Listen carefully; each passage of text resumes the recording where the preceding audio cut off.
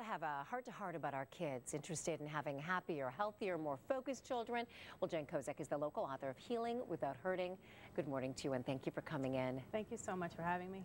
This book is special for a number of reasons. Yeah. It reflects your child and things you've learned as you've grown together on your journey. But talk about why you wrote the book in the first place.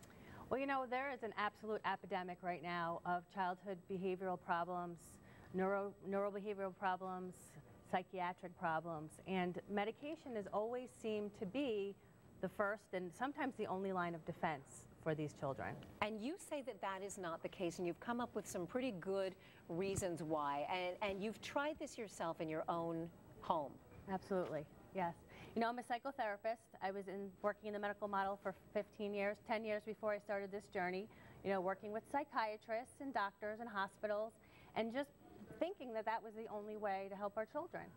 And how did you first come up with this? You know, what started this whole journey for you? There was an experience that actually had to do with Sandy Hook.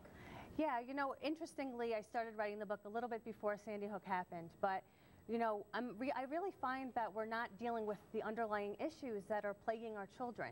You know, we're just doing a quick Band-Aid approach.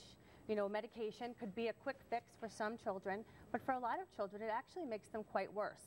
Psychotic, in fact. And so I really needed to get the word out there that there are more natural treatments for these kids. And these ideas came through some of the conversations you had, actually helping first responders to Sandy Hook and people that had gone through that tragedy. Absolutely. You know, that became the outlet for my angst. You know, I was treating these people. I didn't know really what else to do to help the situation in any way. So I knew I needed to get the message out there that there is help beyond medication, and that we're not dealing with some of the food sensitivities, the nutritional deficiencies, and many of the underlying conditions that are really worth investigating. So if parents are listening and they're thinking, okay, you know, what exactly do I need to do then to perhaps get these more focused, happier, healthier children you're talking about? And you mentioned things like, you know, additives in food and that sort of thing. Right. You know, do you recommend then parents really taking a good hard look at what their kids are eating and the environment their kids are in? Absolutely. You know, that could be the very first step parents take. And when taking that step, that's what happened with me. You know, I take the first step because it could seem very overwhelming to address everything. Right. So you take one step. You stop eating processed foods, for example, and you just notice the child's behavior improving. You know, there's over 3,000 chemicals in our food supply today. You know, we don't realize what the accumulation of these toxicities are doing to our children, to ourselves. Right.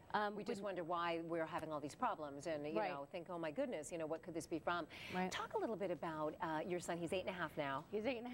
And how have you seen things, you know, implementing this change for him? Well, you know, it's been miraculous, actually. You know, he was nonverbal, you know, he wasn't speaking clearly. He had a lot of gross motor, fine motor skill and delays. diagnosed as high-functioning autistic, right? Yes, more of a pervasive developmental disorder, which, you know, is on that spectrum. Yeah. Also a lot of hyperactivity at times, low energy at times. He wasn't focusing in school. He was very young at the time, but we could already start seeing, as a therapist, I could see the signs early. Right. And I was recognizing some of the symptoms my clients were having in my son. So, you know, a miraculous difference in his focus and his attention. I mean, obviously, he's still in some special ed classes. He's not perfect. You know, but what we realize is a lot of these kids are very sensitive. And so we have to constantly adjust the imbalances that these children are facing. Well, it's an interesting discussion, certainly an interesting read as well. The book is Healing Without Hurting. Thank you so much for coming in. Really appreciate you sharing your story. You're welcome. Thank you, Jen. Thank you.